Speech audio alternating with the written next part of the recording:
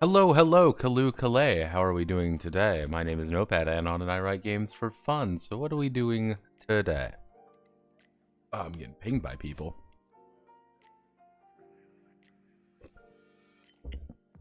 Everyone is reacting. Yeah, Cure Sunshine was cool before she became Cure Sunshine. Yes.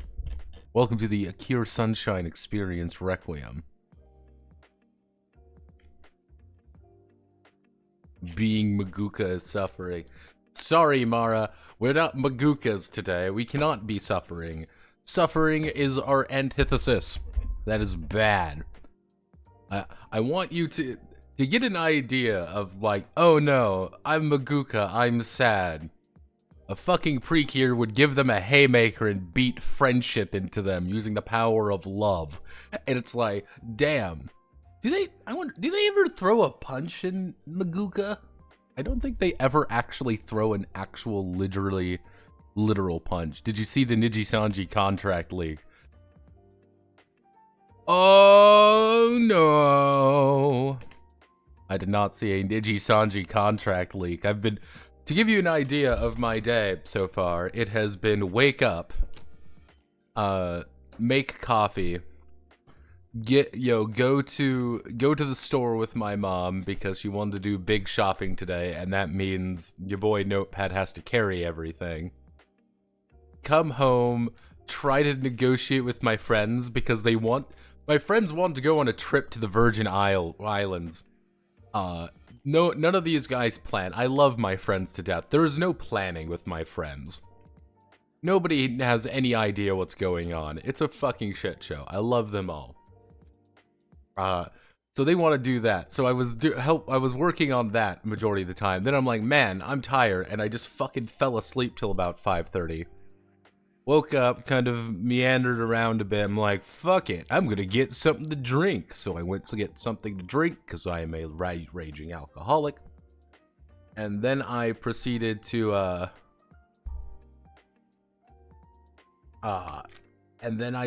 start streaming. It's great. Someone coughs, give a copy of their contract to a lawyer live streamer, reviewed it on stream. Oh goodness. Yeah, that's not looking too high. Again, I do not have much hope for the survival of Niji-Sanji in the near future from my perfectly legal expertise of completely baseless accusations.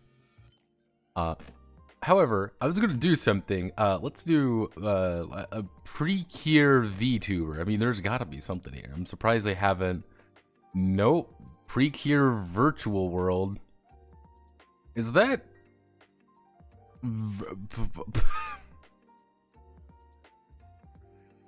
Oh, hello there, you. So you could buy Precure stuff. They have a bunch of Hololive girl. Yeah, it looks like Hololive girls. You too can subscribe to this. They don't have anything. Oh goodness. Oh, Ayami's a fucking Precure fan. Yeah, that adds up. But yeah, I'm not. Niji's not doing too hot. Let's just say that, everyone. So, what is the plan today? We did a lot of work, and we've got most of these complete schizo notes set up. We know what's going on. We know how to do this. Two things to note. What we need to do now is take all of this and make it actually workable. Now you may be saying, Notepad, that seems impossible. There's so much stuff going on. Why is there 9 gigabytes of stuff? Why is there suddenly 9 gigabytes free?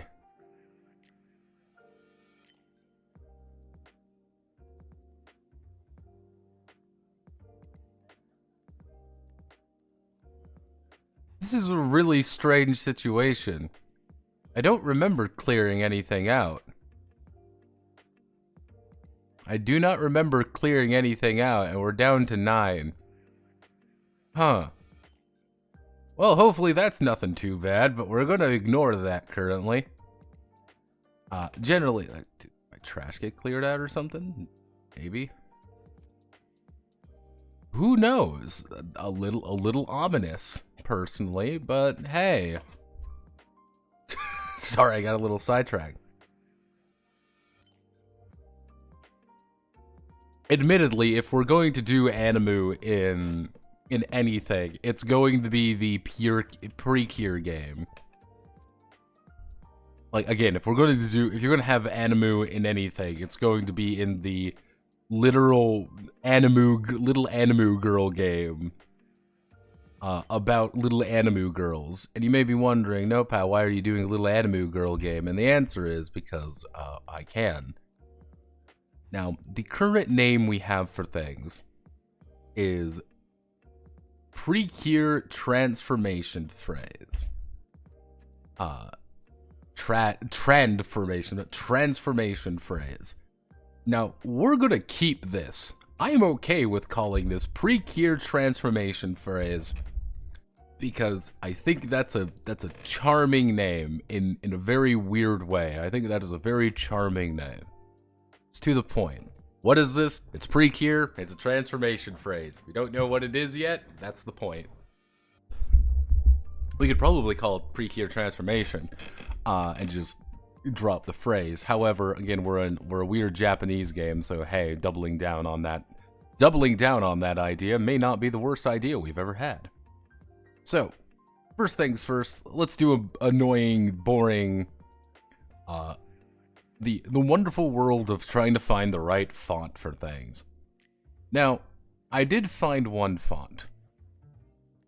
I found one font, and that font was Cream Puff. I like Cream Puff. This gets the right idea. Hey, Maho Shoujo bullshit. Boom, done. Easy enough to understand. What we need to find is like a Google font for that. Which, little bit more complicated, little bit more unique situation. Generally speaking, I'm thinking a display font would be good. Let's think. What else would we? What are we looking for here?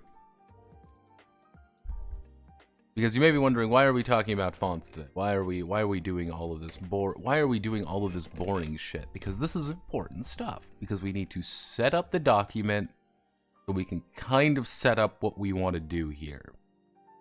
One of the things is, I feel pretty confident about this section.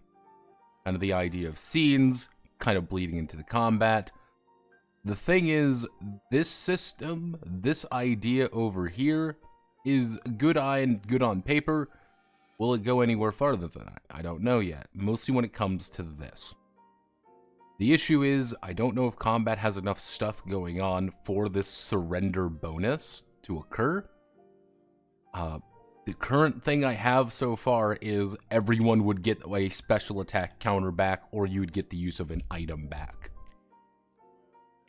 It's kind of one of those, hey, if you surrender it, everyone gets their special attack back, or you can shove momentum back in your favor a little bit. Like, every one of your party members get to decide that. So if there's 4 of you, if 3 of you say, okay, we're at like -5 momentum, 3 of us are going, I'm going to surrender initiative, I get my special attack back, we then would move it over to -2. give us a little bit more breathing room.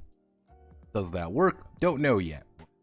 Currently winging it. That's why I'm like, if we set up the document, maybe we can get some ideas, because ideas are good. Now, if I was actually looking around quite a lot for this, by the way, Precure does not actually have a dedicated font. Or more accurately, it has one, but it's not really a font. It has this horrible, fucking mangled thing that is like, here's the font. Ta-da, asshole. It's like, oh god. So we are definitely looking around. If any of you have any suggestions, now's the time to tell me, because we're going to be doing the fun and exciting world of breaking my skull against the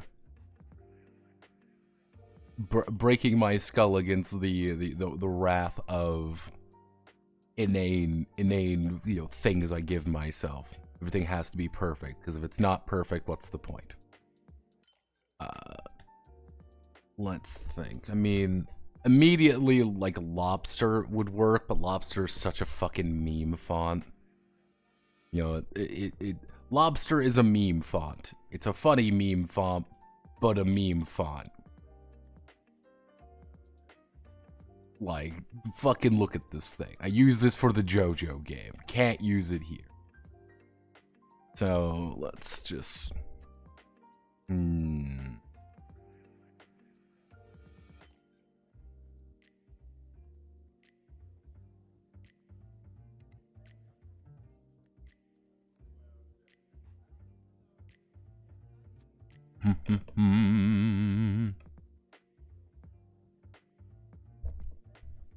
Passion 1 work?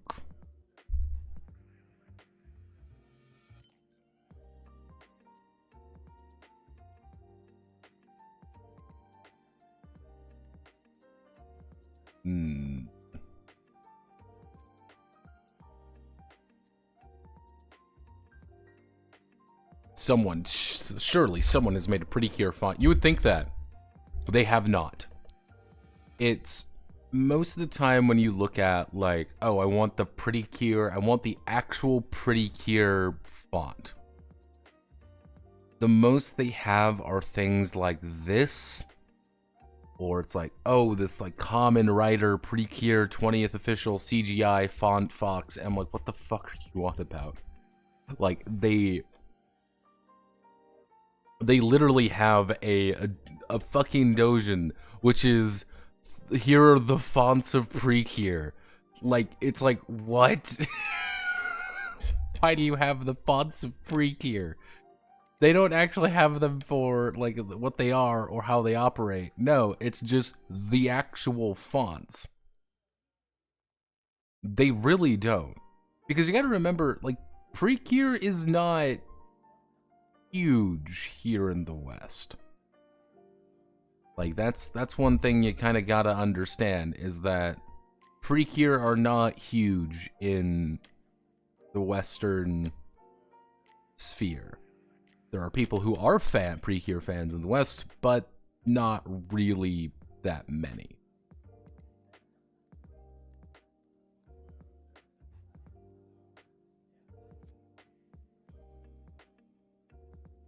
Like, so I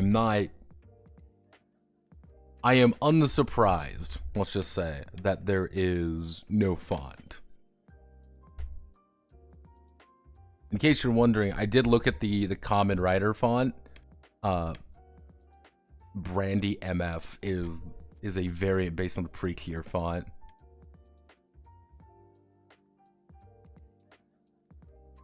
Yeah, that looks way off. Unless it's like one of those, like, we're inspired by Precure, but it's like, that's not. Why is there bluey OCs? No, we're not going down this route. We are not going down the... Cougaret could work. Cougaret is a funny thing to consider for this, but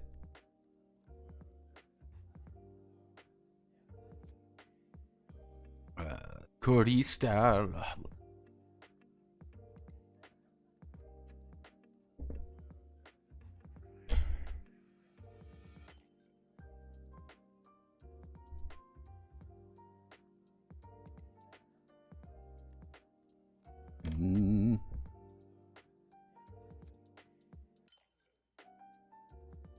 Jack up this to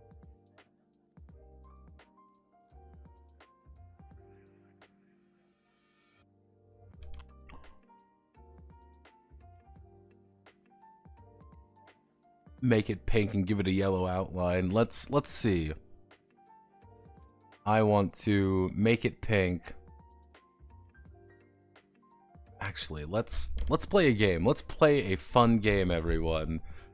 Precure logo. I want to make a Precure. Let's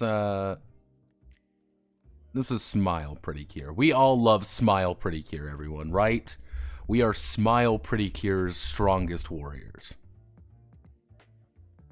So, what I'm going to do is we're going to find... Okay, that's a good color. We're going to get the exact hex code for things. Always remember to find your hex codes. Precure transformation phase. Let's think. Is there anything fun and exciting I can do with this that you can... I might need to get some...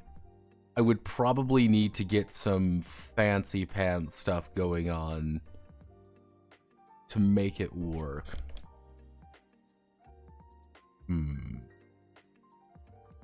Okay, here's what we can do.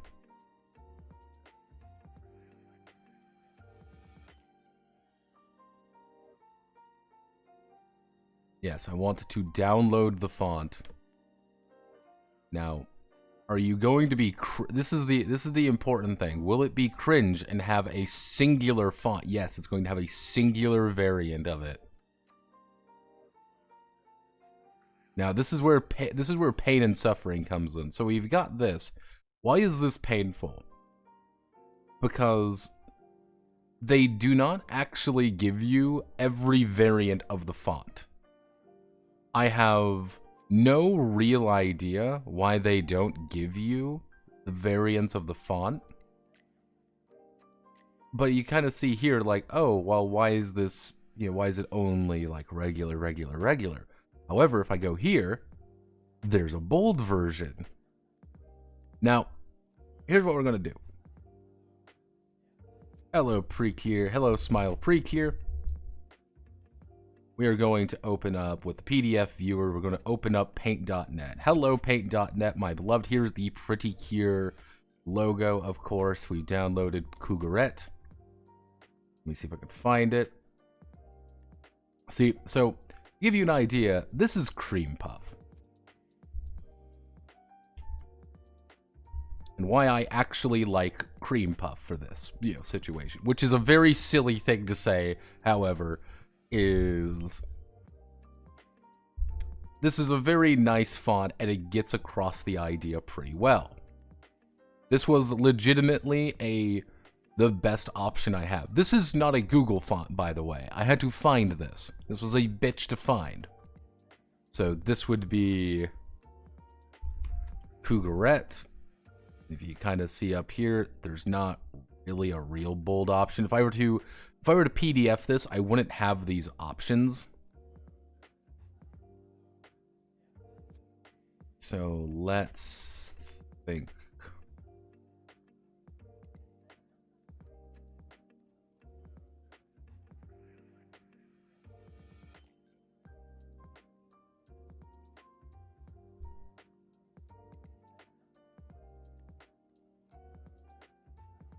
When I just type those out. So let's do.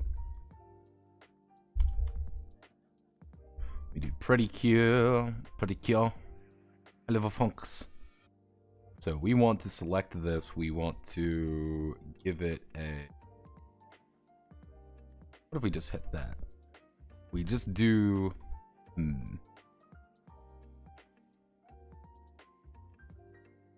We select the entire thing, Control C, Control V, we get down here, and then we fill it in with a nice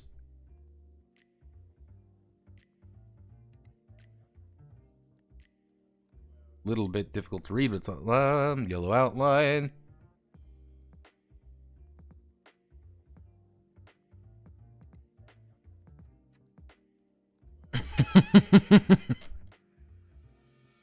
Very 90s Taco Bell. Yeah.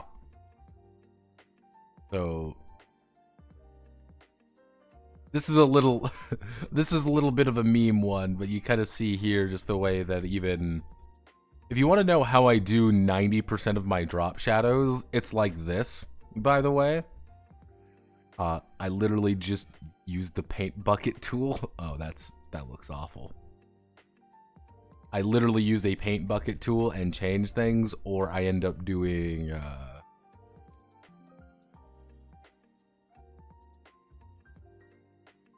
or I do that. Boom. Drop shadow. There's an actual drop shadow option. It does not work very well.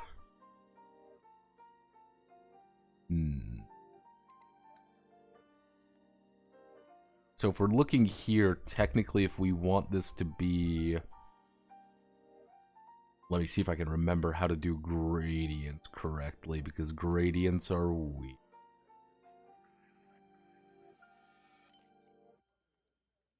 I do this, hold down this button, click here, then we hit the effects. I literally download, to give you an idea, I download a plugin for this, and then we'll forget about the plugin till I need it later. It's great.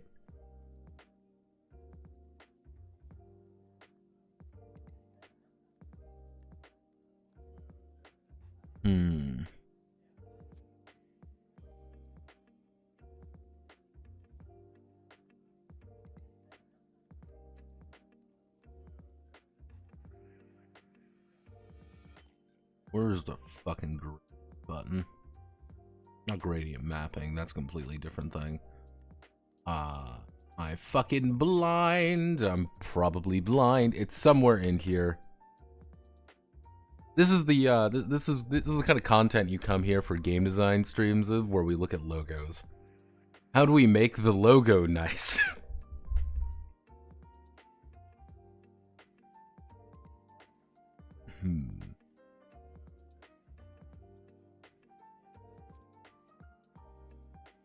Because it's not where it's gradient blocks. Oh Jesus, no. Why did you get selected? No, stop that. Stop getting selected. Let's just... We could do a jank-ass way of gradient. Let's just do the jank gradient. The really off-kilter one that doesn't quite work the way people want it to, but we're going to do it anyway. So if we do that,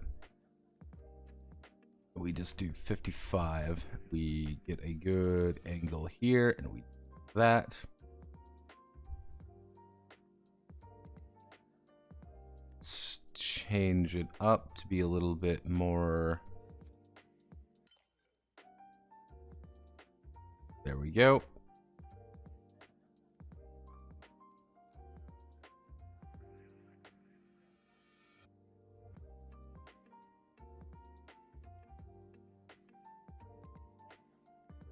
Little off-brand pretty clear.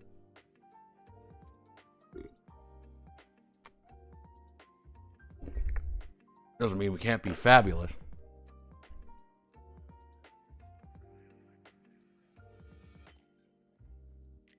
It'll give me Knuff energy.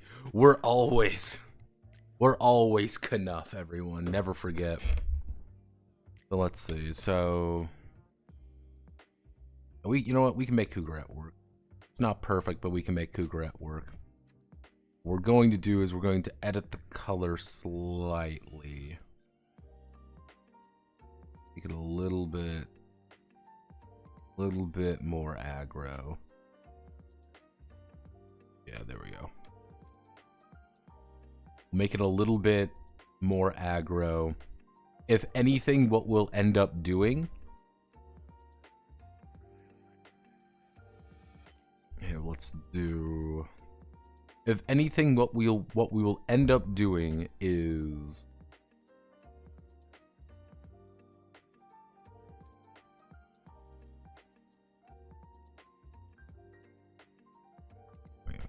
Put it on itself. Subtitle match. There we go. I am Knuff. Let's do this.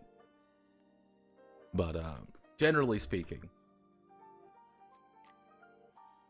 what I'm trying to do here, get across the idea that this is I might end up doing this entirely as a unique cover rather than having text on here, but I just want to have the text on here as we go forward. Because what we get to do now is establish heading 1, which is going to be Cougaret as well. Heading 1. Let's just go make it a little larger than we should. We want to keep things with the correct coloration. We can keep things with the correct coloration. We're effectively going to be making, unfortunately, a Barbieheimer game at this rate. We might be a little less aggro with...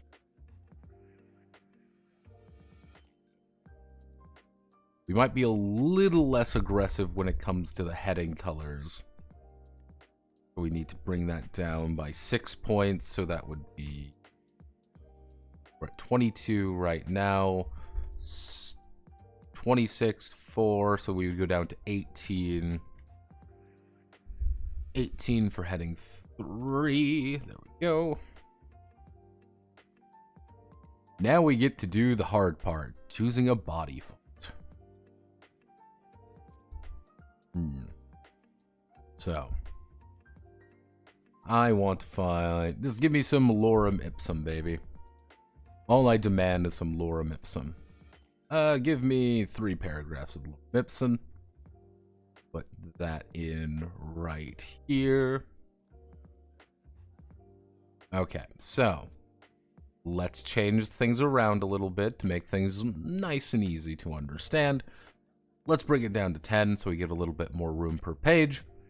And...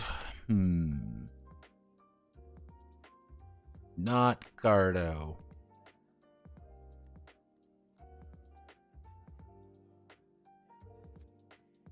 No? No, later doesn't quite work.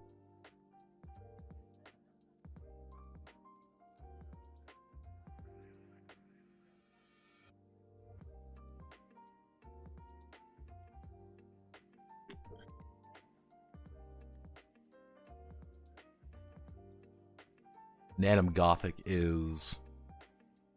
Nanum Gothic's pretty large. Nice, easy to read font. If we...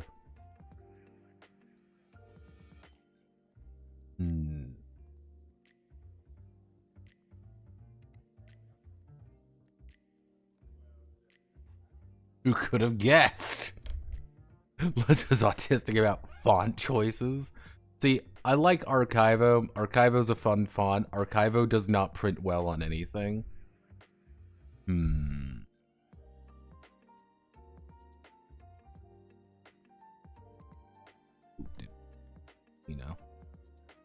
Nutino?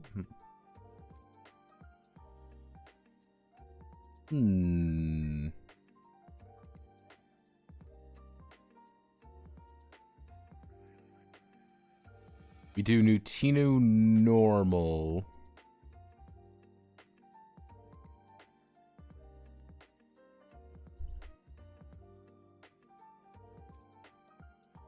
Open Sans wouldn't be a bad idea either.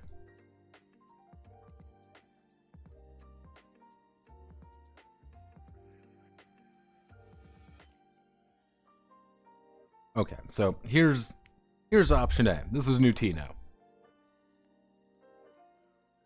This is the Nutino. So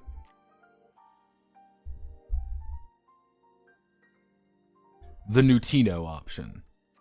Optionally, we can go to the Open Sans. Let's try Open Sans. Open Sands is a nice font. I don't use this as often as I should, just because there's usually something better with it. This is the Open Sans method. If we want to keep things nice and readable, we can do that. Just have it.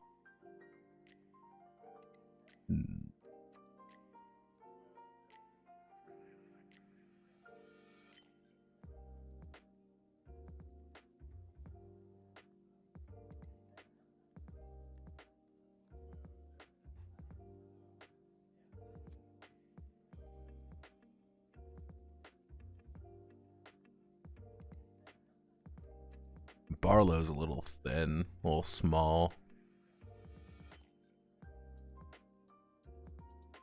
Barlow.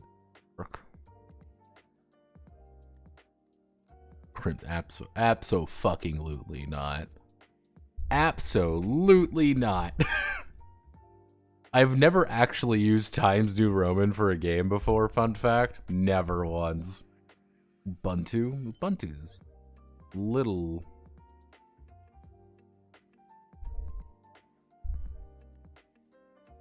bit thick, but we can go down to light. That's a little bit light.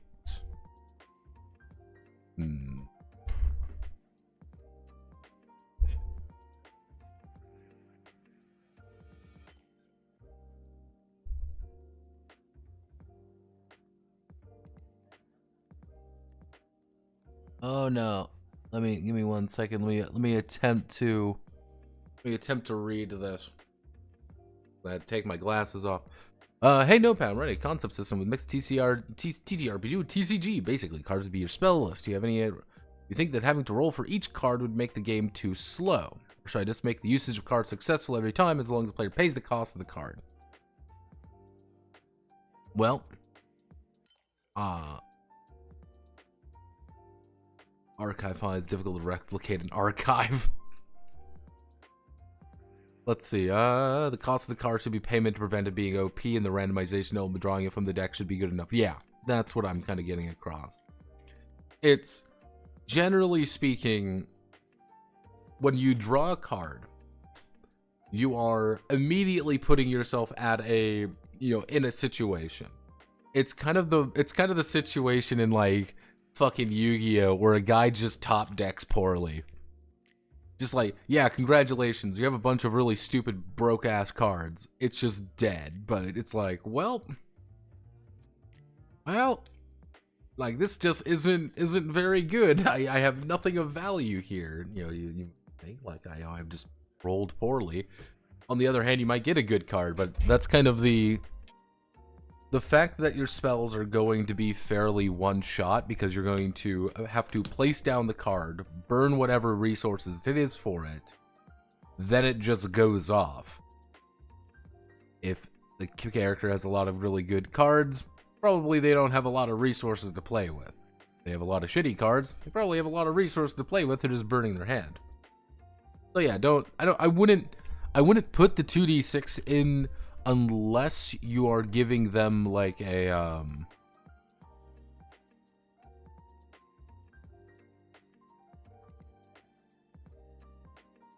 how would you make a TTRPG based on this card game anime? Technically it already exists in Card Ranker, but $1 million gun to the head, it would effectively be, I would probably make it a deck of card game. Literally, every player would have a deck of cards, and that would be the way that they would have to do. Like, that would be half the gimmick of the game, is you're drawing your hand, and you're, like, looking through your hand of cards. The idea being that every single player technically has their own unique cool deck that they've just tracked onto their own cards, pretty much. And how I would end up doing is that every single one of the face cards are your special cards that you actually have to write down what they actually fucking do. There aren't many face cards, but if you really think about it, like fucking Yugi or Joey or any of those other people, Joey, because that's his name, Joey, not fucking Yusuke or whatever, it's Joey. It's, generally speaking, it's like they don't have that many monsters. The idea is that they have a very, they have a set number of signature cards that they use to be signature with. Seto Kaiba is cool because he brings out Blue Eyes White Dragon and blows your blows your penis off. Seto Kaiba is not cool because he fucking he over optimizes his deck to be really good. We already assume he did that. How would you make a game about being an invisible protagonist of an ecchi visual novel? I've actually debated on doing the visual novel tabletop role-playing game experience Requiem. I have a few ideas of how to do it. I've already written one porn game before. I think we'll go with New Team. I think this works pretty well.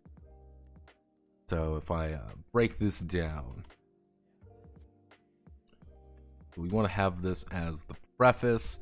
See, if I wanted to go for that early 2000s sad girl energy,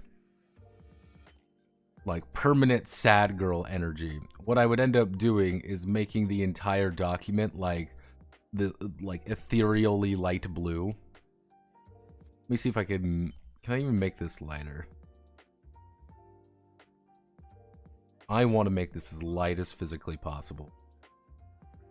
Google, paint.net, I require your assistance yet again. So I want to make this, blue, obviously. We need to make this blue. We need to make this, like, ethereal, creepy blue.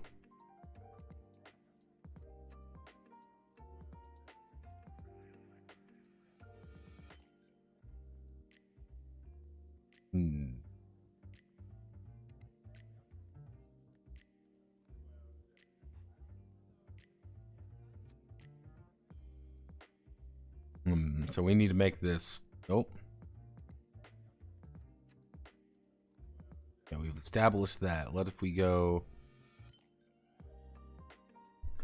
What if we do that? What if we just fuck the alpha and go? Make it like 3.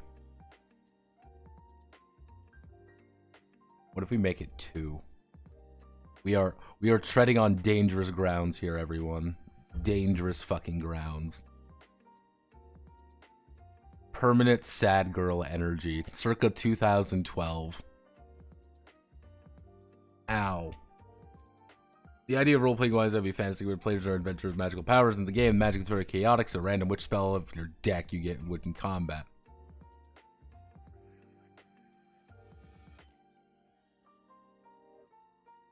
See, the idea of making a hentai visual novel role-playing game, technically, I've already done it once. Maybe this isn't the most exciting thing to talk about with, literally as we talk about a game made for, teenage girls. However, Dying of Dryads is effectively a hentai visual novel by way of Shakespeare. So just understand that lot in life. Have no fear.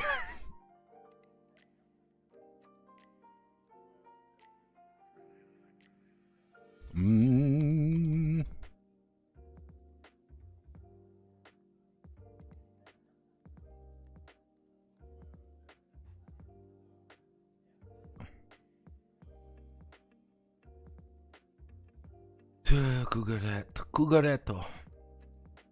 I have a feeling this is gonna burn my eye, but like my fucking eyes out. What we're going to do is we're gonna set this back to white. Let's have it burn my eyeballs out normally.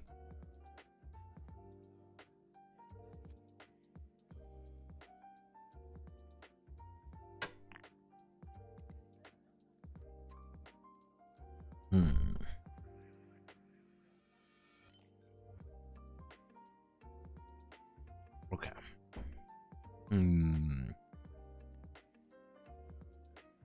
So first things first, actually, we have this. Let's put you down here, and let's just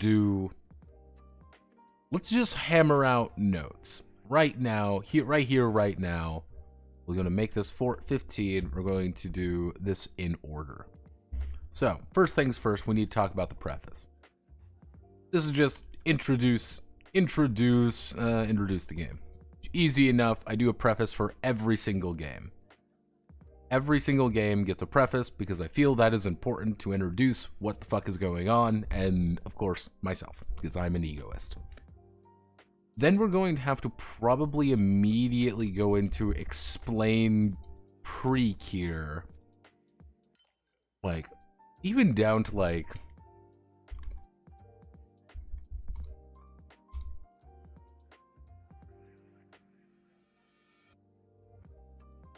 a quick summary of the pre-Cure seasons.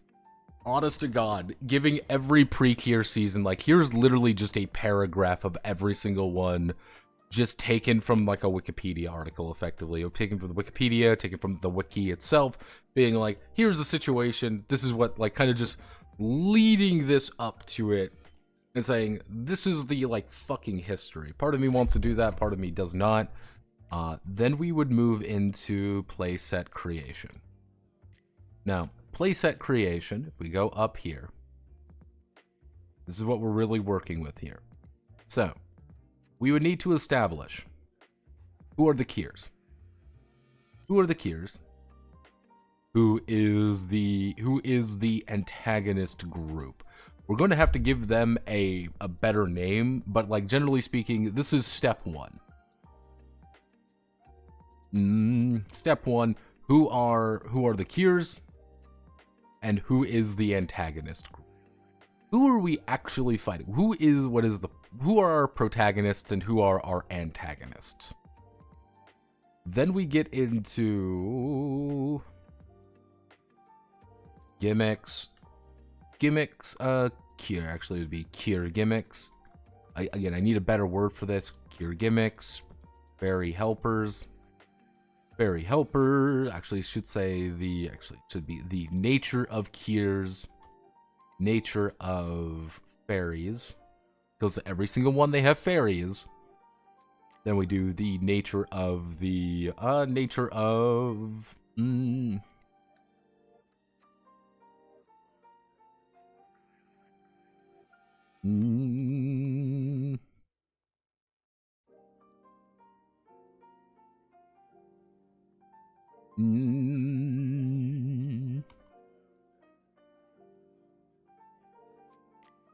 So you would need to establish effectively all of this information here. Actually.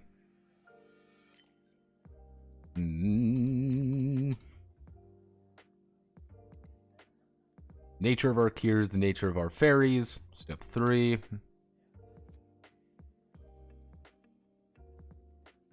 Nature, general, monster of the week. I might put in some like very basic charts here that wouldn't be entirely remiss.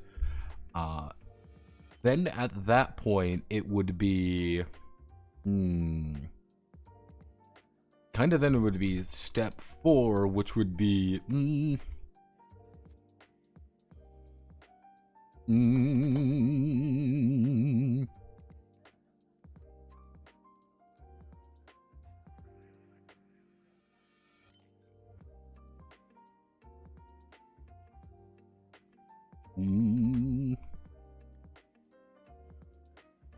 So it would be overarching theme, aesthetic motifs, aesthetic motifs. Now, the overarching theme, you could change. Everyone can change to be better for themselves. What are the aesthetic motifs? You know, what are we actually working with here? Hell, we can actually let's bring that up a little bit like this. So it would be step 3. Then we have kind of the step 5. The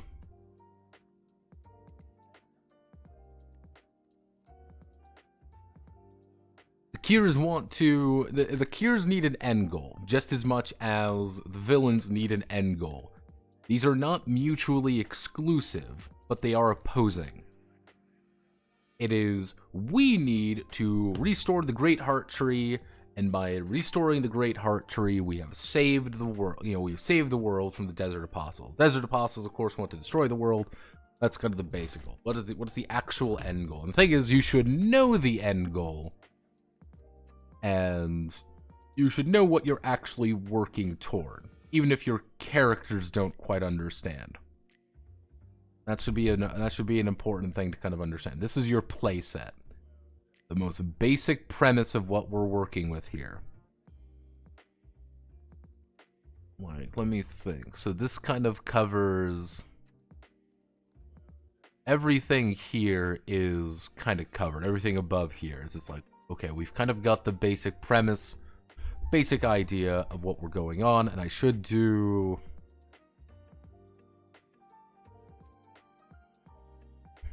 Actually...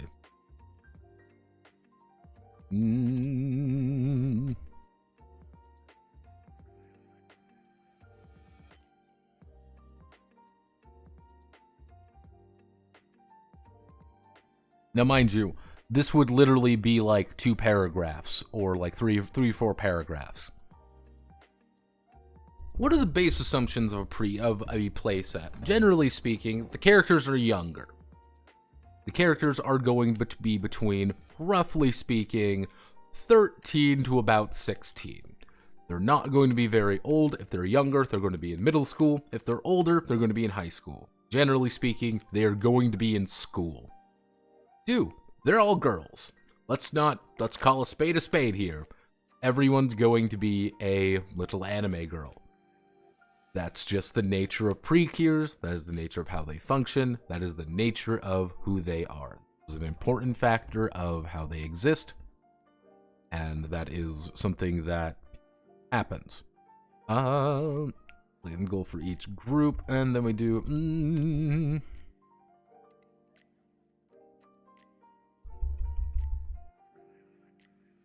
There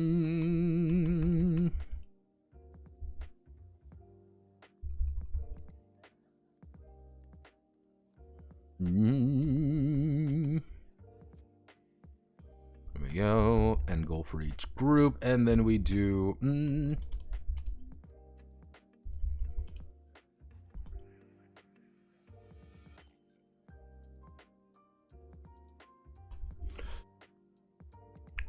What happened to Cure Moonlight? We don't know. We learn about what happened to Cure Moonlight the very first episode. We have no idea what the fuck is going on with her. And at the very near the end of the season, we have finally learned what happened to Cure Moonlight. And of course, we have learned that Cure Moonlight is back. Hey, that's just something we gotta understand. So this is the basic concept of what a playset's gonna look like.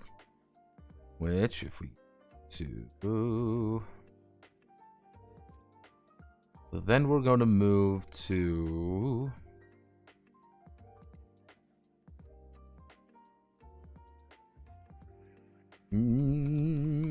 playing the game, which is of course going to be...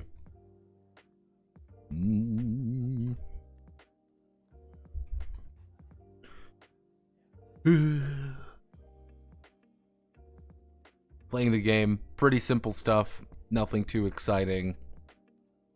Then we move straight into Cure Creation, which Cure Creation is already going to be a little bit strange, a little bit different, which is generally going to be your which is going to be our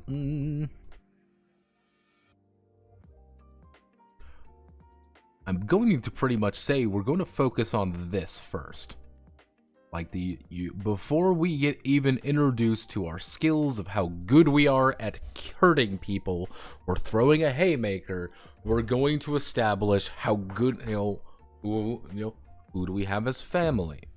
What are our hobbies? What problems do we have? What quirks do we have? Do we belong to any school clubs? Are we just the odd transfer student? It's like you don't got to fill all of these out right away, but you're going to fill them out. These are all important aspects of your character that do something. Even if it's just to people we can talk to. Which then moves on to our...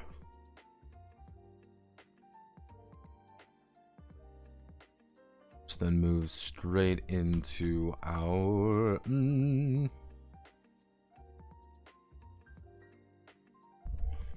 we're going to have to give different names for these. I am feeling...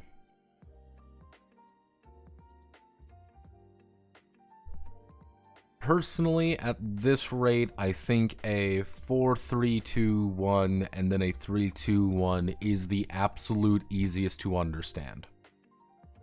So if we do the absolute easiest to understand, it would be like in personal, combat, defense, and then we have force, heart, magic,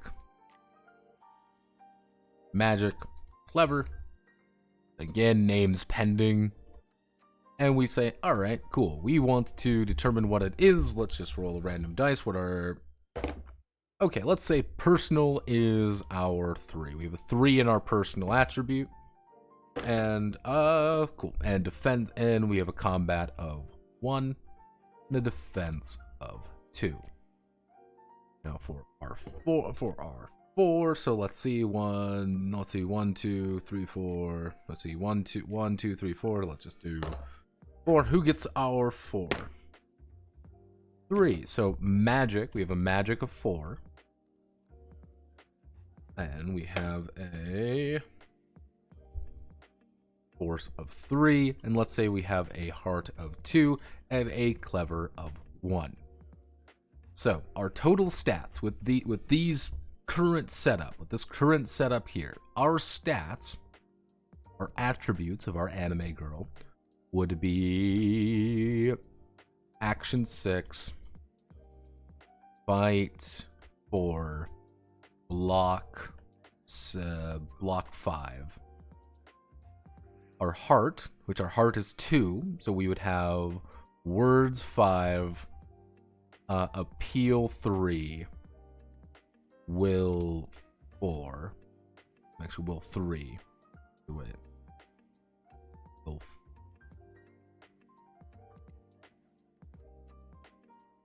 yeah, 4. I'm doing my math wrong. And then then for magic, we would have trick. We would have trick 7. We're pretty much just extremely fucking lucky. We would have blast 5 because we have combat 1, magic 4. And then we would have magic, we would have ward 6. Again, it's not the perfect wording for it, but it's just the word of what we have. We're not very smart, but hey, we don't need to be smart. We kind of we kind of wing it. That's our entire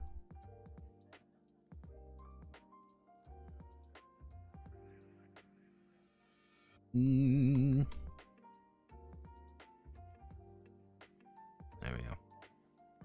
There we go. Here's our stats. Who is this character? Generally speaking, this is a character who thinks first, who is actually very good at doing their, who is a very personable person. Maybe not the smartest person in the world. Maybe not the best cure in the world either. But generally speaking, they have a good heart. They want to help people out. They're also very magically capable. What does this mean? We don't know yet. They're not actually very clever, though. It could just be a foreign person who just doesn't understand people very well, but that's something we can develop. Remember, everyone, these can improve. This is something that we can develop as people. We're learning about ourselves, of course. Kind of see here, we have our best, which is trick. That means we're just extremely lucky. Right place, right time. Boom. Easy enough to understand. So I'm okay with this. Now, the thing is, this will not be written like this. It would be written as like 4, 3, 2, 1, 3, 2, 1. So it's like, oh, what's this? 7. What's this? 6. What's this? 5. Like, it would be very easy to see what's going on, actually. That's how it would make the character sheet. It would be... You can make it very complicated to look at, but it's really not. Still not 100% on the names, which I'm honest to God going to have to just ask people, like, hey, what do you think the name should be? Because I don't know.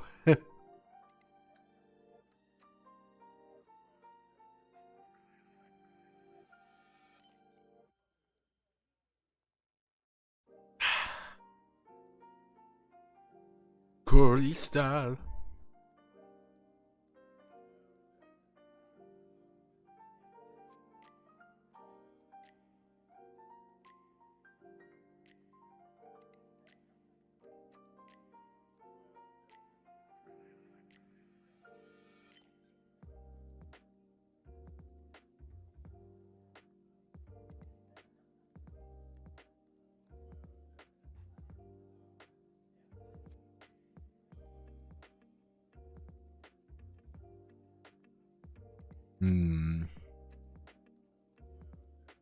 Will you boost skills when you level, or whole rows and columns? Fuck, I don't know about that one yet.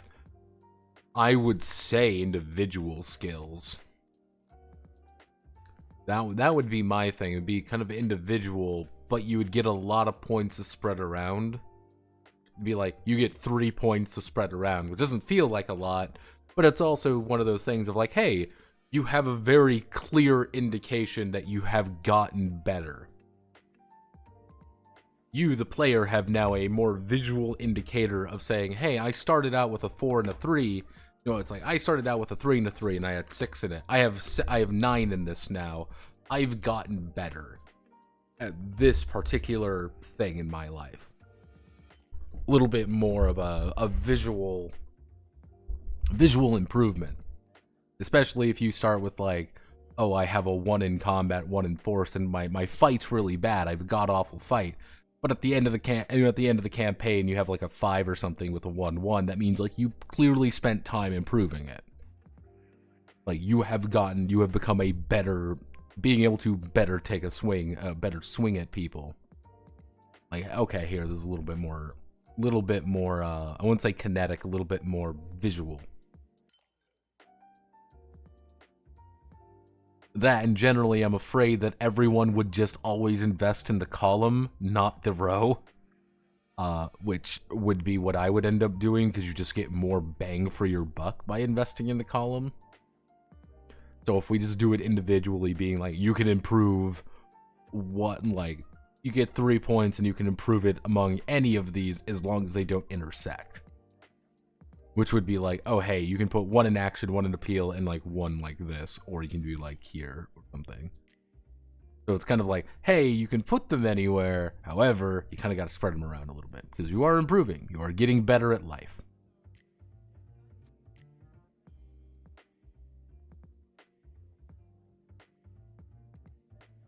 Here for my visual understanding of what we're working with.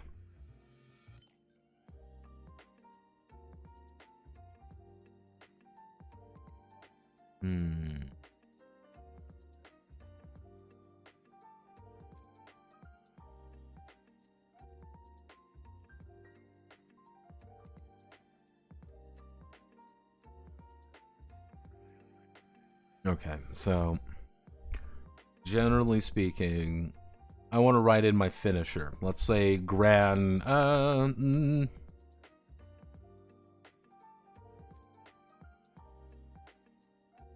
There we go. Let's say we have Gran Fortissimo Stella Busta. This is what we've registered as our finisher. What does this actually look like? So it would be name. I wouldn't want to call it damage. Like, there's better be a better word for that. But it'd be damage in it would be name, damage, skill, name, damage, skill, and then I'll just call it description. So Gran Fortissimo Stella Busta, it would be a finisher. It doesn't use any skill. You can just use the finisher whenever you want. Actually, I would say it would use any one that you want. So you can kind of write in whatever you want in there.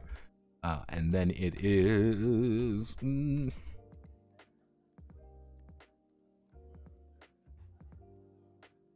We'll say cool description here.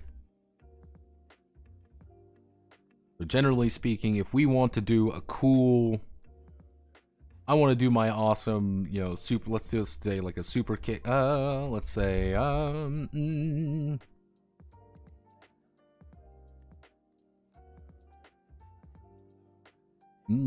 would do damage. It would be damage 2. It would be a blast skill, and then we do a description of it. And this is something that we can now improve. We have something a little bit more, a numerical value to change.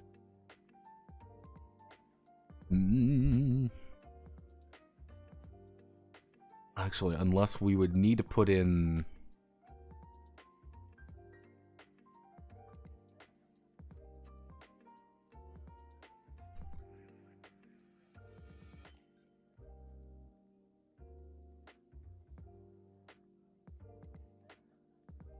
So what we would need to do there, it would be the idea that you would have a certain number of uses, and as you improve the skill, you could say like, yeah, I have like 4 fucking uses of this, but it's low damage, versus this skill lets me absolutely destroy something.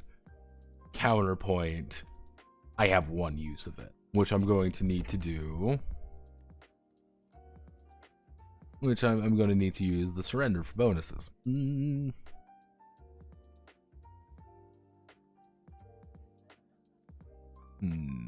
Or we do something along the name of name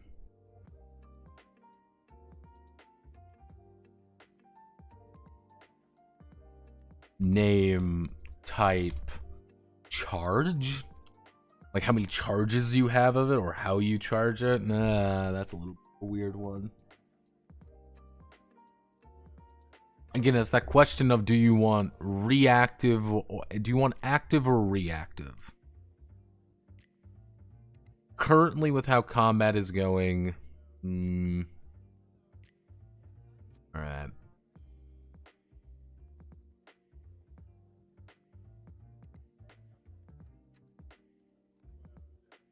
All right.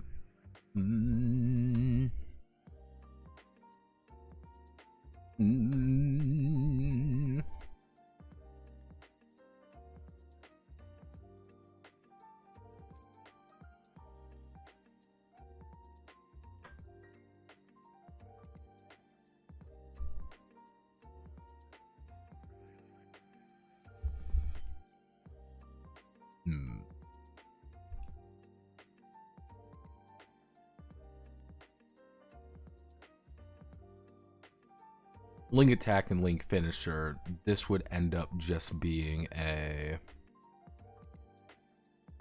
What am I doing? Nope, nope, nope, nope, nope, nope, Ed, you're getting ahead of yourself.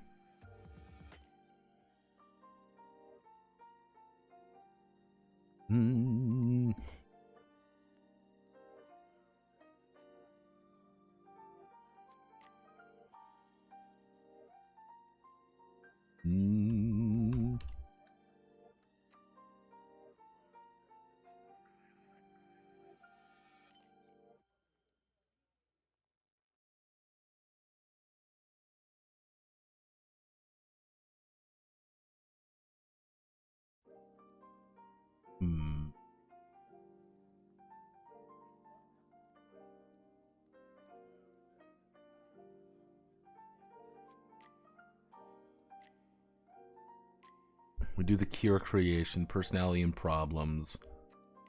Then we would lead into the scene. No, we would have to lead into the scene system.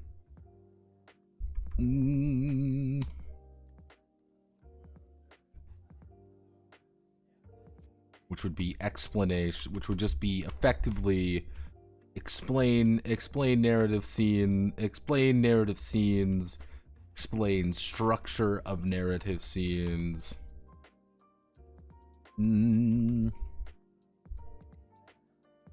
Actually, no, it would be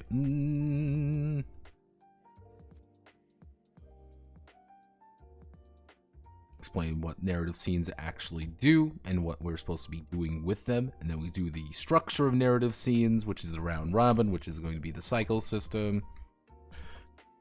Generally speaking, the idea is, hey, how many cycles are there to this narrative? You know, that's kind of the day in the life section. It is 4 players, for example. You might do 2 cycles, which every player is going to have a scene dedicated to them that other people are going in there, or maybe not, and we're all exploring things. We're all having fun, and everything's great and wonderful, and things go right, and things go horribly, horribly wrong.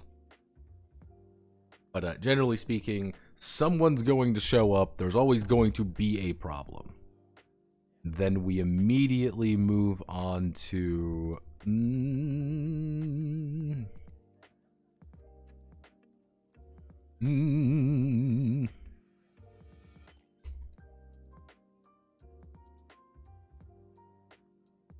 We do the combat scene, which combat scene is going to get a little bit more... actually, we'll do... First thing we have to do, explain the combat map. Explain the Stella map. Which is going to be the Stella map. Generally speaking, it's going to be concentric. It's going to be rings around the monster. First things first. Actually, you know, we do... And it should kind of be like, oh, the fucking generals are just assholes. They show up, they ruin everything, and that's their entire gimmick. Even people who aren't sad, people even who aren't like, oh no, I'm just fucking don't like being here, or like, oh hey, I'm just in a bad mood today, be like, you're gonna get turned into a fucking monster and you're going to like it. Or, we're gonna summon in our monster to cause chaos for the only reason that we're a bunch of assholes. And that should be the thing. It'd be like you're nothing but a bunch of jackasses. And you're just not very nice, and nobody likes you because you're a bunch of assholes. You are terrible human beings, and we all hate you. We explain the combat map.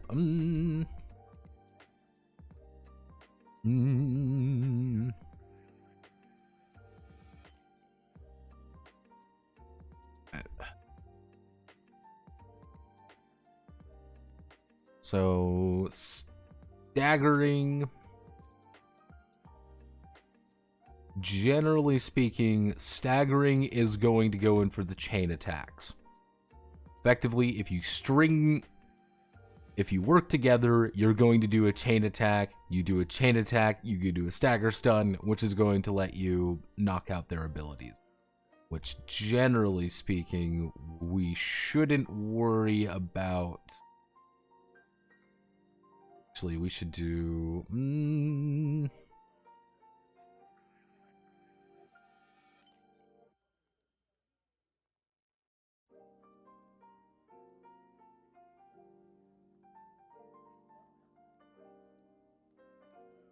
Playing the monster and its abilities. Generally speaking, again, it's got 6 abilities that it's going to continuously do until you knock it out.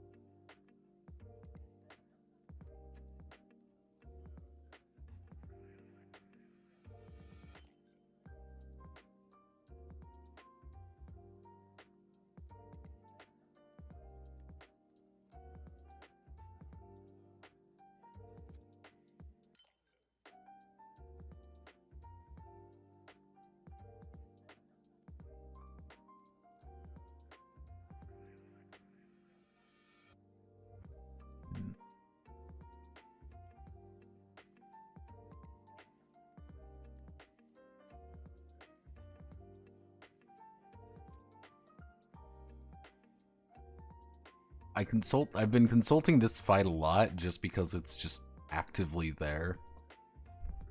Dodge, dodge, dodge. Immediately retaliate.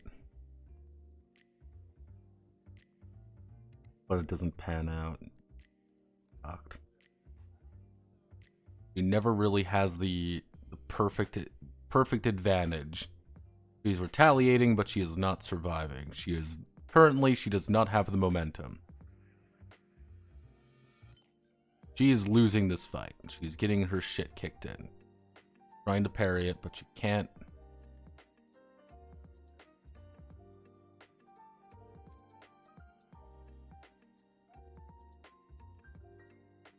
How do you perfect parry?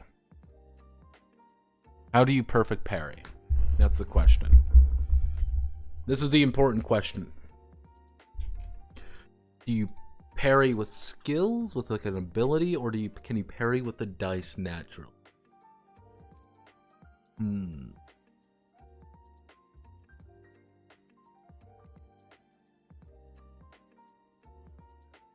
This is another question entirely. Do we even have the enemy roll?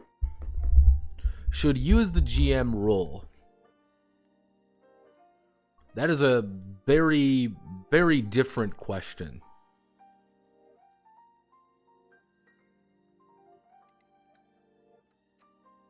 Because this is a very fascinating question to ask, because do we want the idea? Stances personally, I'm probably gonna have to implement something like that. Do we want the idea? You are an enemy. I'm a, you are a Maho Shoujo, and you are going to punch me in the face. Do I want, as the GM, do I want to pick up a handful of dice? I've got my dice in my hand. You pick up your dice, and do we roll together and see who gets the most successes? Or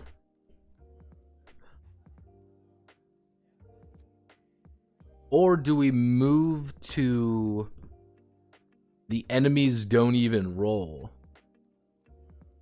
Enemies just have two values. They have your basic defense value and you have the parry value.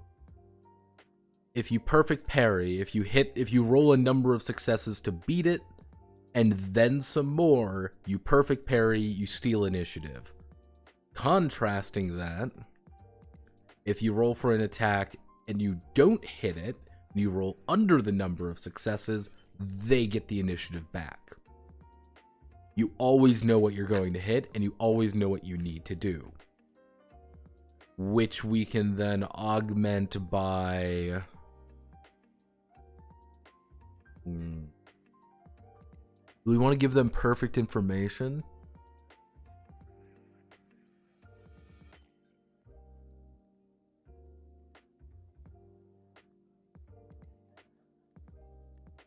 Well, the DM can't fudge. That is by itself valuable. Unless we give them the ability to fudge. Which is a weird thing to say. We give them an ability to fudge. Almost exclusively in the party's favor. Because this is important, Rico. This is very important. This is a game made for 8 to 12-year-old girls. This is a game made for children. Is it bad the DM fudges the game a little bit to make sure a 10-year-old girl enjoys it more? Probably. Hey, this monster is fucking kicking their ass because I overtuned it. Maybe we're gonna shift it away.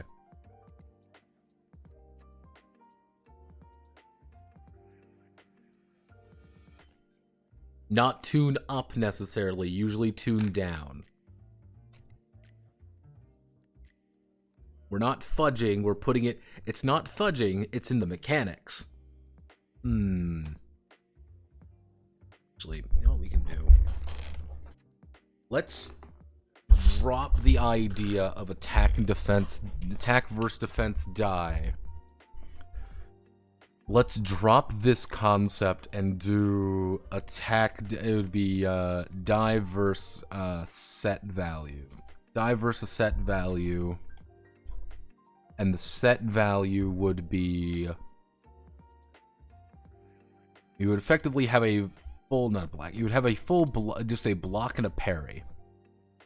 Block, we would need a better term for it, but it's kind of the idea of, hey, the monster is making an attack against you. It's making an attack against that area. It's going to do a big slam to punch you in the face. Big slam to punch you in the face. You're in there. You need to roll your dice. You're going to roll your dice the best you can, and you're going to try to score as many successes as you can. And if you fuck up, you take full damage. If you block, you don't take any damage, but the monster still goes. And if you parry, if you roll so many successes, you successfully parry out of it, you steal the initiative back from the monster, and you get to go. Contrasting that, so every attack would have that. So it'd be a little bit harder, maybe like 2-3 successes at most. For attacking, it would have, the monster has a,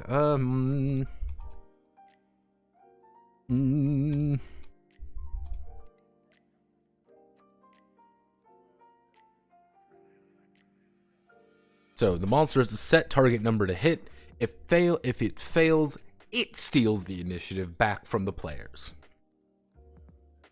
You know, the monster, it's just like, I'm a big scary monster. I failed my attack. You stolen the initiative.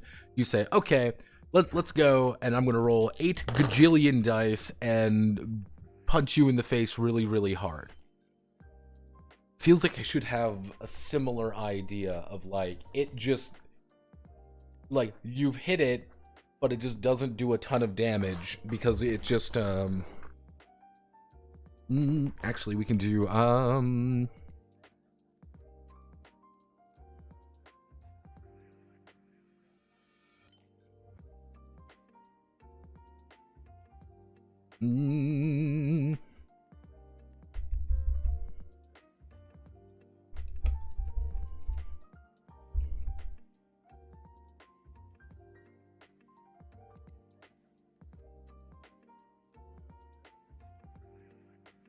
yeah, so it would be kind of the idea of having a counter, like it fully counters you. You roll 0 or something.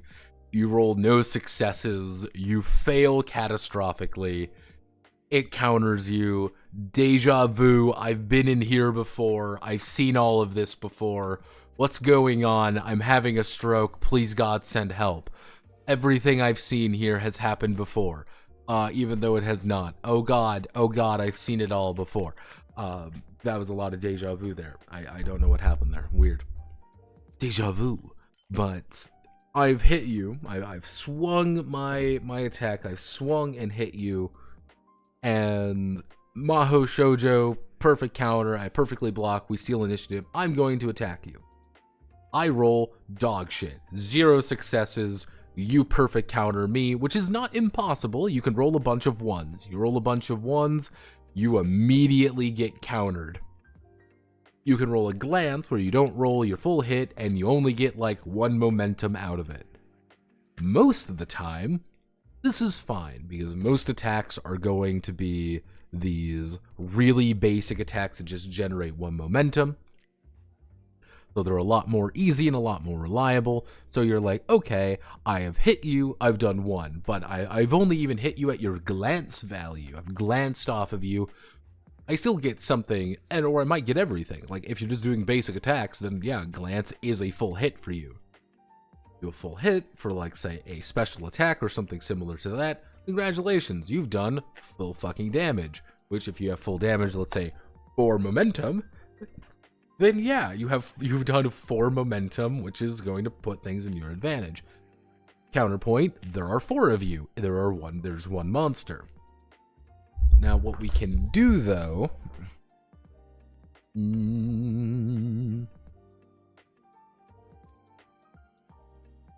can do monster phases, which would generally be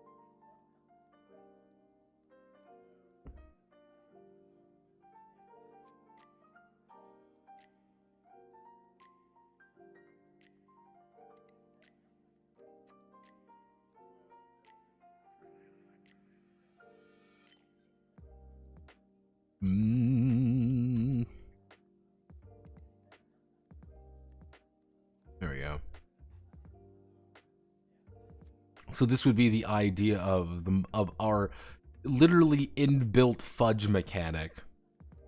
Hey, I overtuned the monster a little bit. However, you get the idea that, hey, it's now happy or whatever. It's done. You've done something good. You know, like you're in there. It's a little happy. Its defenses, its offense have dropped, and now you are in a way to start dealing damage back to it and regain the initiative. Okay. Yeah, villain monologues, then probably have to put in like general.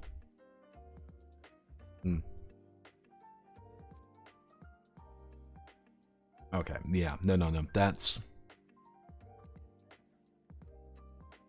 weirdly enough, monsters would be almost automated. In a weird way, monsters would be almost automated. They wouldn't do much. The GM is just making calls about other people having fun. The monster themselves are not doing much to ward away problems. They're just attacking randomly. They're just randomly getting angry at things. They're just rampantly building up. It's like, I'm getting mad. I'm swinging.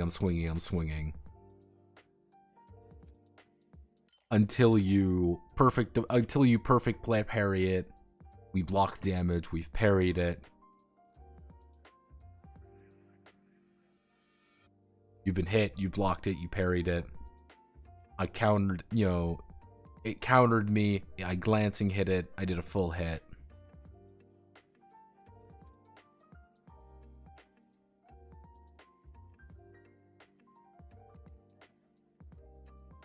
Link attacks would just be, hey, I'm using 2 actions to do this. Why wouldn't I just use link attacks constantly? Yeah, well, you need to get your special attacks. That would be the thing. You need to get it, which means you have to give the monster initiative, effectively. You need to always give the monster initiative for a moment, so it now has the advantage, and your special attacks are effectively on cooldown. Things don't go well during these scenes. Things do not go well during these scenes. That means the monster's going to start with initiative, and we're going to have to fight out of the initiative there, which is random. It's a random chance, which might be very difficult, which might be very hard, which might be something that is just overall complicated. However, what we can do is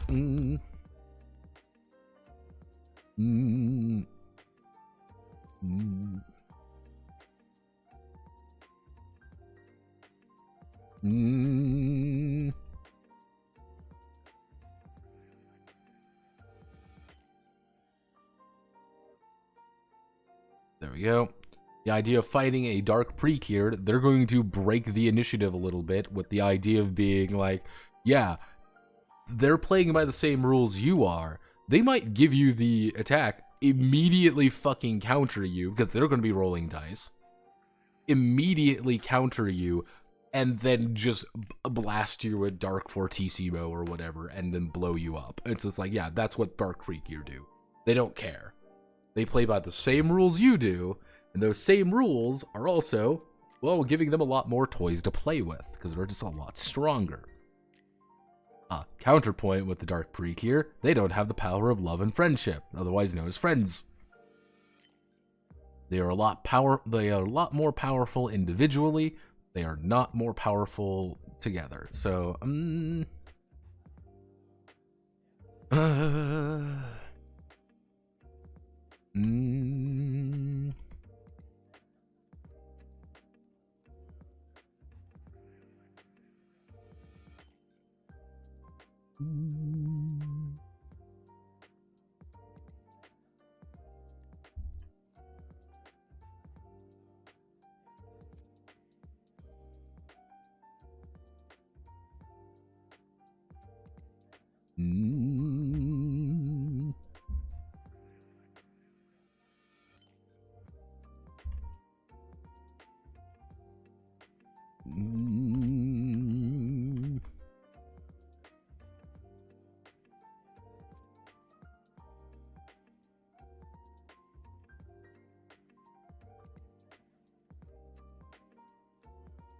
Always forget there's 2 fucking R's there.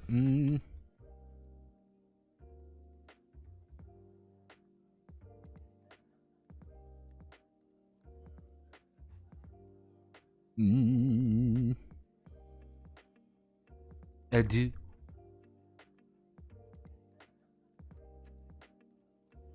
Imagine having friends. Literally, that is how Dark Precure should act. Is like, I don't need friends. Dark Mega Blast. That should how the villain should, like a Dark Precure should act, is I don't need friends. I don't need people. All I need is this giant death laser. They can never do link attacks. That's the problem. They can't do links. They can't actually destroy any of your abilities or hinder you in that way. You are able to actually stop them from doing things. You're destroying their special moves, or at least taking away their special moves until they're like, well, I don't need to fight you. Well, I've won today, even though I totally lost. Before they teleport away.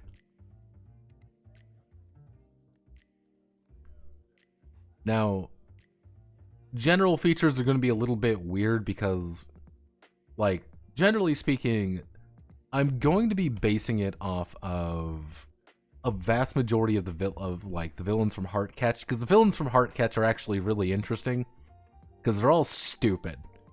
Every single villain in Heartcatch is hilariously dumb. Like, they all have they all have collective brain damage, and it's hilarious. The fact that every single villain in fucking Precure Heartcatch has just chronic brain damage. What does Kumo Jackie want to do? Aw, man. Kumo Jackie just wants to use his super cool, awesome finishing technique at any and all opportunities. He will come up with brand new finishing attacks just to blow you up. Just to say, fuck you, super tornado blast. Cool, fine. That's something that who he is. However, Kabaraja, I misspelled his name. That's not his fucking name. Heartcatch.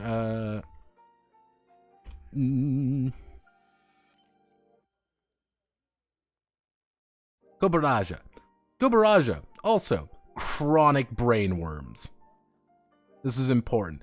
Chronic brainworms. He throws fucking cars at you. He is a fucking egoist Frenchman. I respect being a complete just dumbass.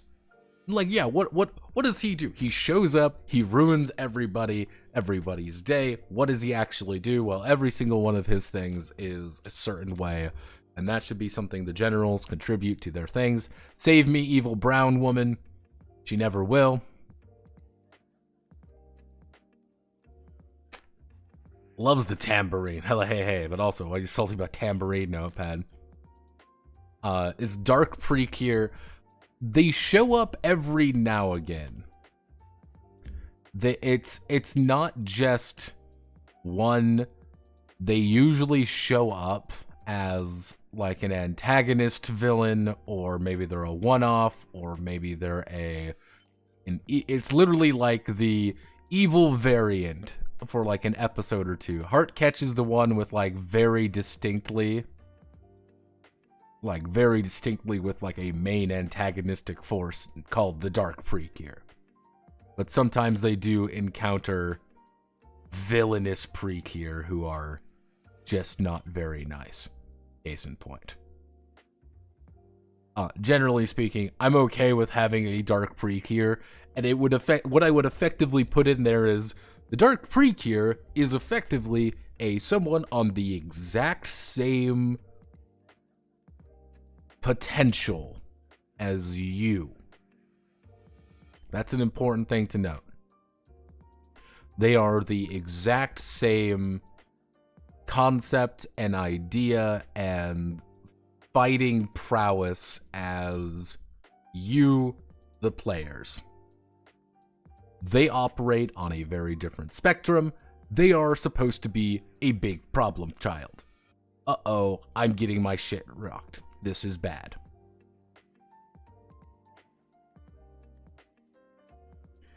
This is problem. Everything is bad. You should buy it for only 40 bucks. And I think adding that in, because it would effectively be like, the Dark Precure isn't necessarily just the Dark Precure from Heartcatch. It's kind of a stand-in for any character that is a thinking entity, a thinking entity, and is on par with, if not significantly better than the Precures by themselves. They do not have access to the power of friendship, though. This is the problem. Though you could literally have a very large, funny moment where the villains use the power of friendship. Where, yeah, what is this? Yeah, haha, the villains use the power of friendship to save the day.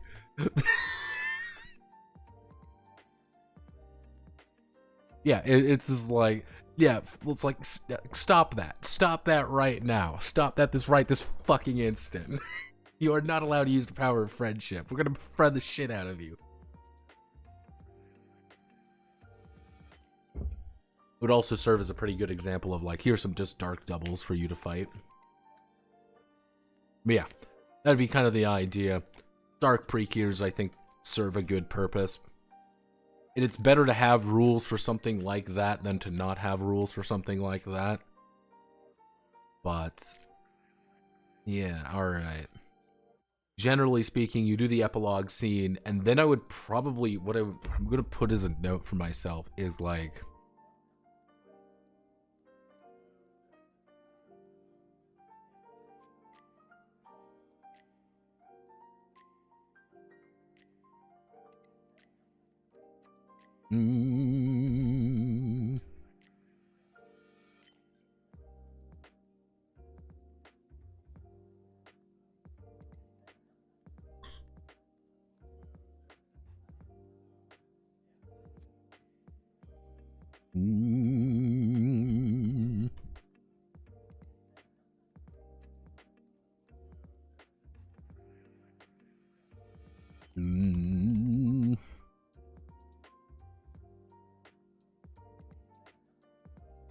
there we go.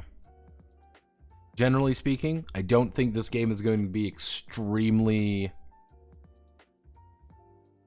Actually, what we do is...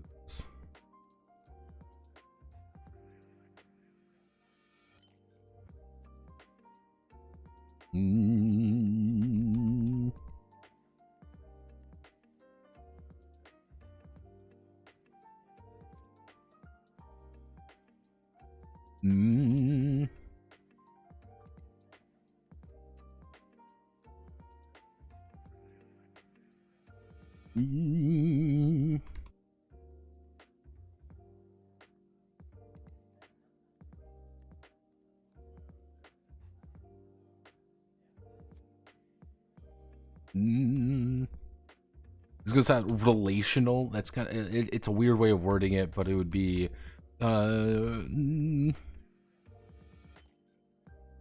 new friends / helpers. Because again, hey, we've saved somebody. We have successfully saved the member of the library club.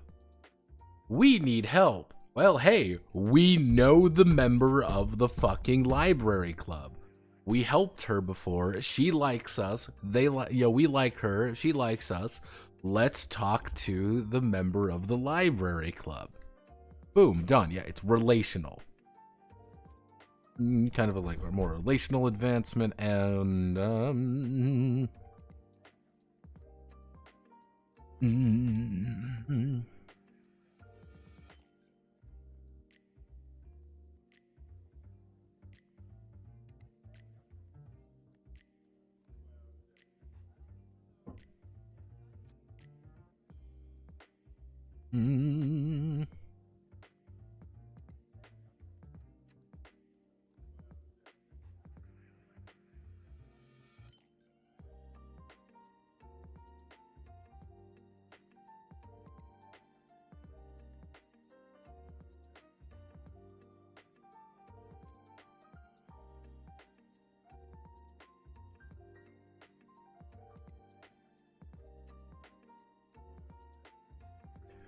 Yeah, there we go.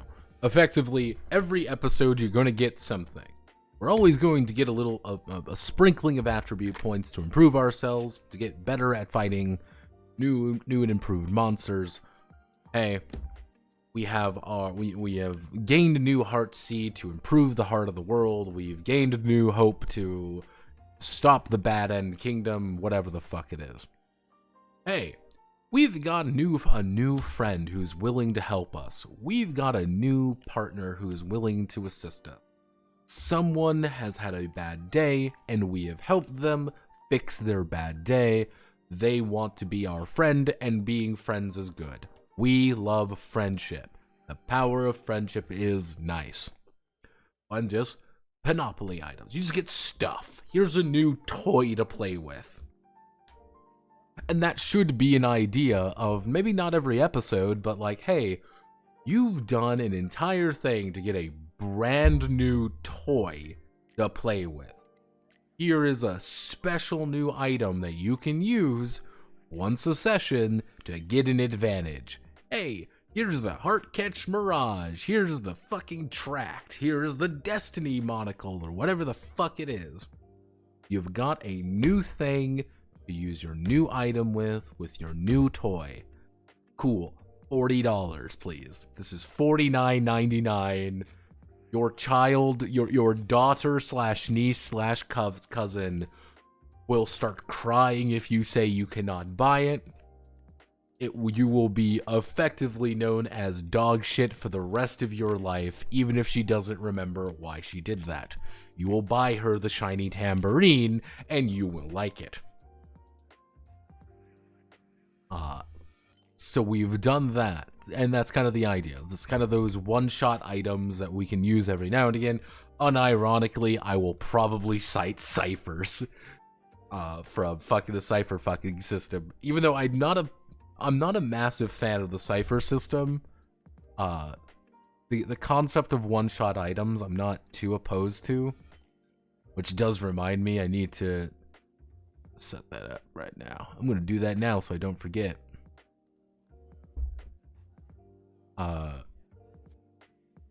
Because tomorrow I'm going to be working on the video for Old Gods of Appalachia. Here's a question for everyone. Have any of you dealt with Old Gods of Appalachia before? Probably fucking not. I've actually had to ask people, being like, do you know about this? And people just don't know. Even people I thought would.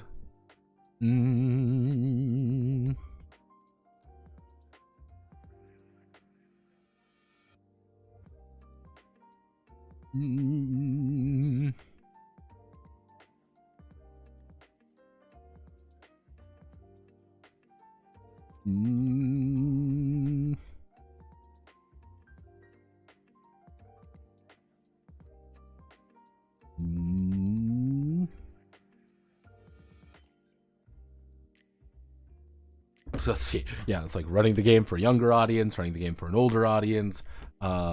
Monster Workshop.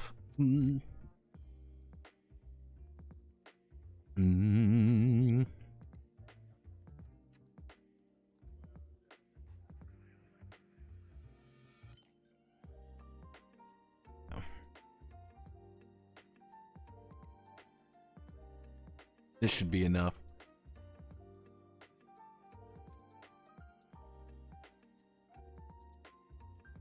Nope. I met the creators. Not caught up though. Yeah, we're for those who don't know, Old Gods of Appalachia is technically an audio drama. Let me see if I can find it. This is technically an audio drama. You can listen to it right now if you really want to.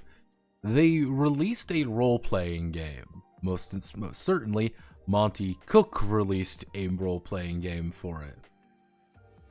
The weird thing with it, you might be saying, hey, this might be a little bit weird. And you're like, oh, why did this do? Why are we here? Like, it seems like a weird, thing to think about. This is the Numenera system, for those who don't know. Yes, everyone loves Numenera. Invisible Sun, that no one knows about. the strange. Notice how they don't actually have Old Gods of Appalachia on here. Let me see if I can find. This is Old Gods of Appalachia. To give you an idea, this fucking game for the PDF is $23.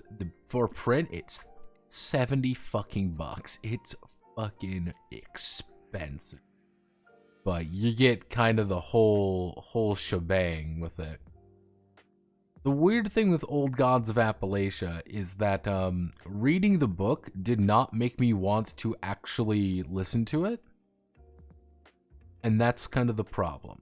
And that's, if you want to know the thesis of the Old Gods of Appalachia tabletop role-playing game experience, TMCR, it is...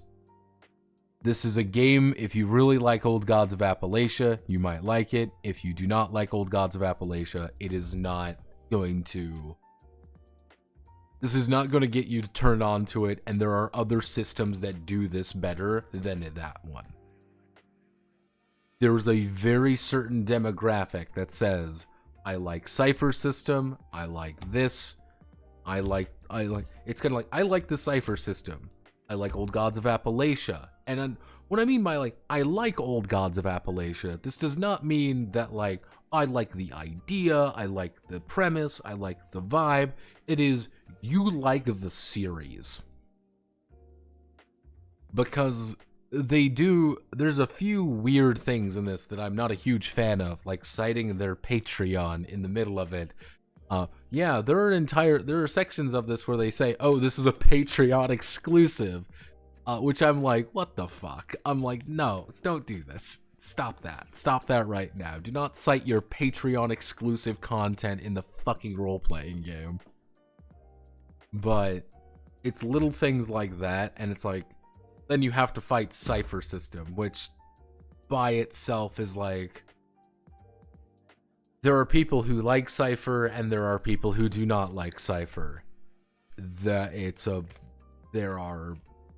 It is two very distinct camps that do not get along with one another. So, on that tangent, I'm feeling pretty good. I think we can do this. I'm going to compile some, like, I'm probably going to compile, like, a really rough document and send it over to the commissioner. Just to say, hey, this is what the plan is, this is how we're going to be doing it, this is how effectively how things are going to be. Do you like it? Do you not? Want anything changed? Now's the time to tell me. Makes me think of the high seas. It's like you gotta subscribe to their Patreon to get certain audio drama episodes. That's, like, I get it. It makes sense for the thing they're making there. However, if you're making that thing there, why bring it up in the role-playing game as like a, oh, hey, sorry, you can't just listen to this. And it's like, Yes, Draco? What's the matter, Draco?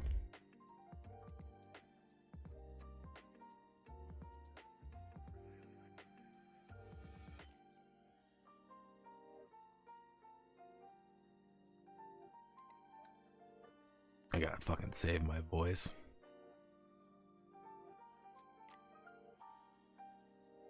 I'm gonna salvage you and give me an idea of a game where you effectively play Corvids from Brigador, making very interesting and weird vehicles of them. Yeah, literally, honest to God, fucking anything to make Salvage Union more interesting would be a good idea. Like, generally speaking, the Salvage Union video has been pretty positively received.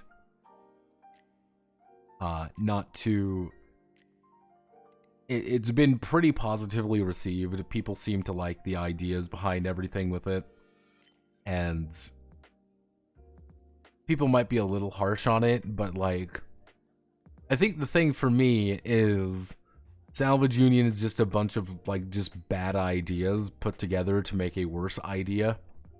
And I think that's the saddest part with it.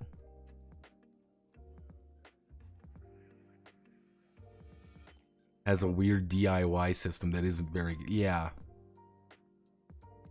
It's one of those things, it sounds like they wanted to make it a platform for future expansions, if that makes sense. They wanted to say, okay, here's Salvage Union, make Salvage Union content, and then we'll unleash new adventure paths, which I didn't cover the adventure paths, because why fucking would I? You know, here's adventure paths, here's stuff to flesh it out. I don't think people quite realize there's like no fucking lore to the game. There's nothing outside of its initial pitch. There is very little. Do you understand that one of the actual companies in that game is called Thatcher Steel? We are not dealing with subtlety here, people. And I still want to play a corporate mech because I get all the fun mechs. It's actually quite impressive how they get all the fun mechs. It's great. Yet again, communism, you invent money and make corporations look a lot cooler than the rest of you. How does this keep happening? All right, I'm going to call it there. I need to write the script probably end up recording very late at night tonight. Probably get dinner ready. So thank you all. We'll probably begin honest to God production. Salvage Union, but you play the cool corpo. It's your next idea. Like, it's like you don't even need to make the corporations cool. That's the worst part. You don't need to make the corporations cool. You can make them fucking horrible people who do horrible things for horrible reasons. But it's also like, hey, you're kind of in the shit more than anything. You're in that. You're part of the cycle rather than this weird person outside of it. Because, like, this is the weird thing with Salvage Union. I can draw this out. So, let's say this is the economy. Now, this is the economy. Effectively, the way they establish it is that corporations are here. You know, are pretty much the entirety of the economy in one way or another. Everything circles back to corporate interest because corporation bad. But you're the plucky Salvage Union, and you're out here in your fucking gulag mech doing cool stuff for cool reasons because you're a gulag mech, which you are also a part of the economy, but not really. My proposition effectively would be... My very basic proposition would be, here's the economy. You're like... here. You're this weird like service provider that is part of the greater economy. You kind of operate outside of the loop, but you are also very much a part of the loop. Without you, a vital part of the economy goes away. But what makes you special? You're part of a salvage union. You are literally unionized. The corporations actually respect the union, because if they don't, bad things happen. The small essential part of your economy breaks down. Which would be, effectively, it would be like Hard Space Shipbreaker, for example. It's a dad game. You go around, you're fighting monsters, you are not in cool military mechs. You want to know how you get cool military mechs? You buy them. You go back to a corporate arcology, you unload your quota, you unload everything else you found, and some corporate guy's like, well, I don't know, we don't want to buy anything that we got your quota for just scrap value. And you should be able to go to dirty wasteland markets and pawn shit off. We have a fucking red laser here. We don't want it. You can have it. What do you want for it? And it would be like, it would be like, oh, well, I'll pay 4 for it. I'll pay 3 for it. Like, no. I want 5. Okay, I'll pay 4 for it. No, 5 or bust.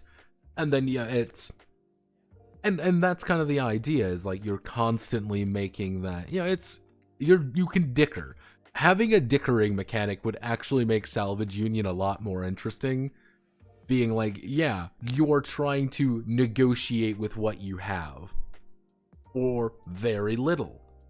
Yeah, I've got fucking guns at the wazoo. Yeah, I'm gonna sell them. I'm gonna undercut the market. I'm gonna sell. You're part of this weird capitalist nightmare that you exist in both, and you want to help people, of course. You have a community you go back to, but that should also be a pressure that every single character is also kind of competing with. We have a community. We're part of. There's the corporate arcology. We belong to kind of the weird wasteland community that lives in the shadow of the arcology. We're a part of this community. We are leeches, however, on it. But we play a very important part. We salvage shit from the corporate wars because, hey, these guys already think everything belongs to them. Why not make some money off of it? On the other hand, you are buying and selling. You are part of your own little economy. And it should be like, yeah, you should track down how much fucking money you have. There should be a section which is credits. Just like, yeah, oh, well, here's your corporate credits. And you should have, again, honestly, one thing that I would do is you make a few handful of corporations and every fucking one of them has a different currency. And you should be really annoyed with them. Every single one's going to pay you in effectively their own fun bucks. Every single one's going to pay you that, and you need to, and it's this constant thing of like, well, we need to sub it out for like the universal currency, but they don't want to pay us in the universal currency. So it's like, fuck, we got to convert fucking Thatcher fun bucks into something else. Or you also have scrap, which is kind of wasteland money. Money isn't really useful in the wasteland. On the other hand, money is scrap is very useful, but you need scrap to sell, to make your quota, to succeed at your goals, to make money, and it becomes kind of a lot of questions and answers. And the players also have to make calls about what their characters would do. Hey, you are being offered a very cushy office job. They're going to pay. They want to offer you a contract, and you're going to get your very own office in the arcology.